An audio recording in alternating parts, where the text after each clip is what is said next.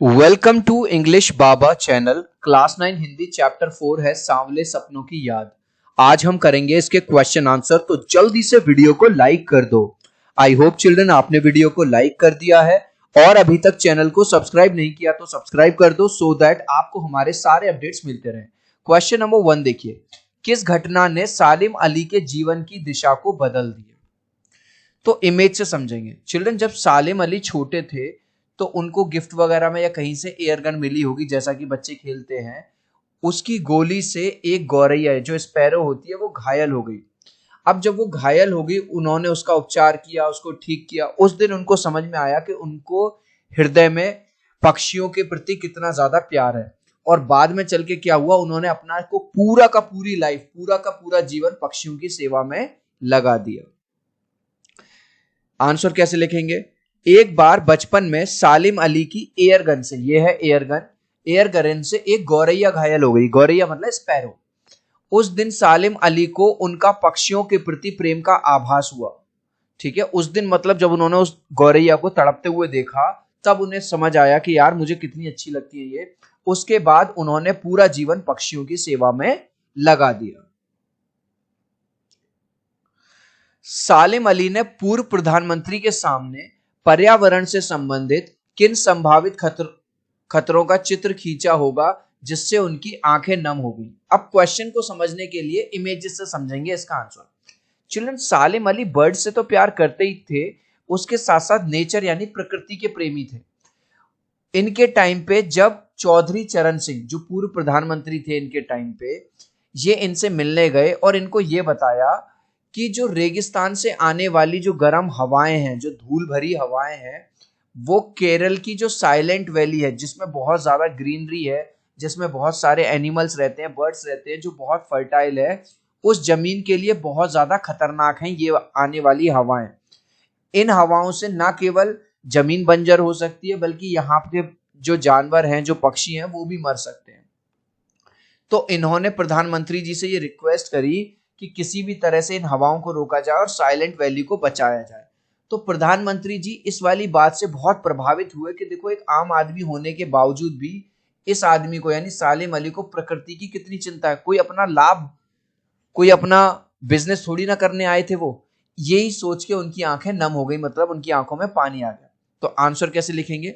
सालिम अली ने पूर्व प्रधानमंत्री चौधरी चरण सिंह, ये हैं सालिम अली, इनसे मुलाकात करी, ये हैं चौधरी चरण सिंह, को बताया कि रेगिस्तानी हवा केरल की साइलेंट वैली के लिए कितनी खतरनाक है। ये देखो, ये जो रेगिस्तानी हवा है, ये इसके लिए, किसके लिए? केरल की साइलेंट वैली के लिए। इससे ना केवल जमीन बंजर हो सकती है, बंजर मतलब जिसमें कुछ भी उगता नहीं है, बल्कि पशु पक्षी भी मर सकते हैं। सालिम अली का प्रकृति के प्रति इतना प्रेम देखकर, जब उन्होंने देखा इन्होंने प्रधानमंत्री ने, यार लोग बिजनेस की बातें करते हैं, अपने फायदे की बात करते हैं, ये आदमी देखो प्रकृति को कितना प्यार करता है। पूर्व प्रधानमंत्री चौधरी चरण सिंह की आंखें नम हो गई। लॉरेंस की पत्नी फ्रीडा ने ऐसा क्यों कहा होगा कि मेरी छत पर बैठने वाली गौरैया लॉरेंस के बारे में ढेर सारी बातें जानती है? जैसे हमारे कंट्री में कौन थे? बर्डमैन ऑफ इंडिया, जिनको कहा जाता है सालिम अली। ऐसे ही दूसरे कंट्री में एक लॉरेंस थे, ठीक है, ये भी बर्ड से बहुत ज्यादा प्यार करते थे, सालिम अली। जब इनकी मौत हुई, मतलब जब पत्रकार आए इनकी पत्नी से पूछने लगे किसके बारे में? लॉरेंस के बारे में। तो इनकी पत्नी ने कहा कि भाई मेरे पति तो ज्यादातर समय गौरैया यानी स्पैरोज के साथ बिताते थे, तो छत पे जो गौरैया बैठी है उनसे जाके पूछो, क्योंकि वो मेरे पति के बारे में बहुत सारी बातें जानते हैं। तो आंसर कैसे लिखेंगे? लॉरेंस अपना काफी समय गौरैया के साथ, गौरैया होती है ये वाली चिड़िया, स्पैरो, के साथ बिताते थे। उनके इसी पक्षी प्रेम को बताने के लिए, ठीक है, उनके इस पक्षी प्रेम को किसको बताने के लिए? जो रिपोर्टर वगैरह आए थे, जो लोग आए थे, उनकी पत्नी फ्रीडा ने यह वाक्य कहा। क्या वाक्य कहा?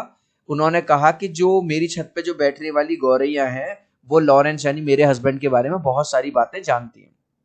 अब चिल्ड्रन, जो क्वेश्चन नंबर 4 है उसमें आपको आशय स्पष्ट करना, मतलब अर्थ बताना है। ठीक है, इसमें 3 पार्ट है, क, ख और ग।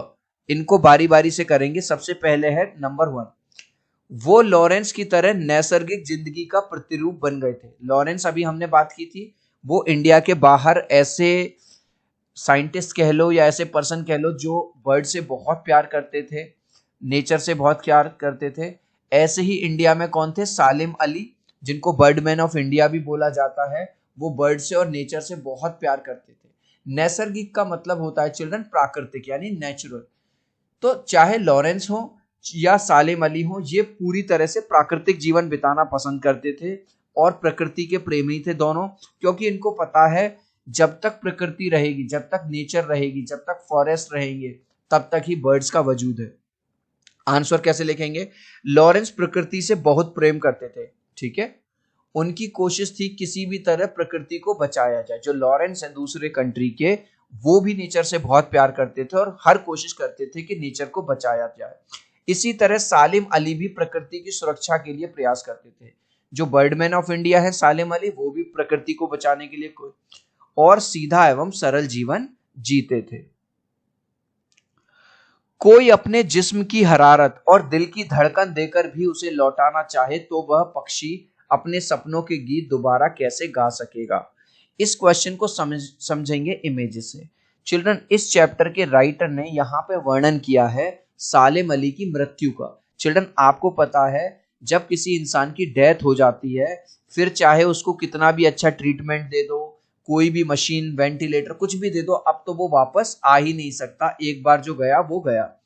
तो यहाँ पे जो लेखक हैं उनकी मृत्यु पे अपना दुख जाहिर कर रहे हैं सालिम अली की। वो कह रहे हैं कि कोई भले से उनको अपनी धड़कन दे दे, कोई अपने जिस्म की हरारत यानी हार्ट बीट दे दे, ठीक है, तो भी वो पक्षी, यहाँ पे सालिम अली को क्या कहा गया? एक पक्षी कहा गया है। अब वो पक्षी दोबारा अपने गीत नहीं गा पाएगा, मतलब अब उनकी मृत्यु हो गई है। आंसर कैसे लिखेंगे? लेखक यहां सालिम अली की मृत्यु का दुख प्रकट करते हुए बताते हैं कि अब भले ही कोई अपने हृदय की धड़कन या शरीर का जोश देना भी चाहे, तो भी पक्षी रूपी सालिम अली लौटकर नहीं आ पाएंगे। क्यों नहीं आ पाएंगे? क्योंकि अब वो अल्लाह को प्यारे, मतलब अब वो जन्नत में, या अब उनकी डेथ, उनकी मृत्यु हो गई है। चिल्ड्रन, अगर आपको वीडियो अच्छा लग रहा है, वीडियो से वैल्यू मिल रही है, तो रिक्वेस्ट करूंगा प्लीज एक लाइक कर देना। आपके एक लाइक और सब्सक्राइब से बहुत मोटिवेशन मिलता है। 3 तक काउंट करूंगा चिल्ड्रन, प्लीज वीडियो को लाइक कर दो। 1 2 3। आई होप चिल्ड्रन आपने वीडियो को लाइक कर दिया है, चैनल को सब्सक्राइब कर दिया। Thank you guys. इसके अलावा जैसा कि अब आप क्लास 9th में आ गए हैं, हर सब्जेक्ट में 20 मार्क्स के एमसीक्यू क्वेश्चंस आएंगे। आज ही इंग्लिश बाबा के एमसीक्यू चैनल को सब्सक्राइब कर लो।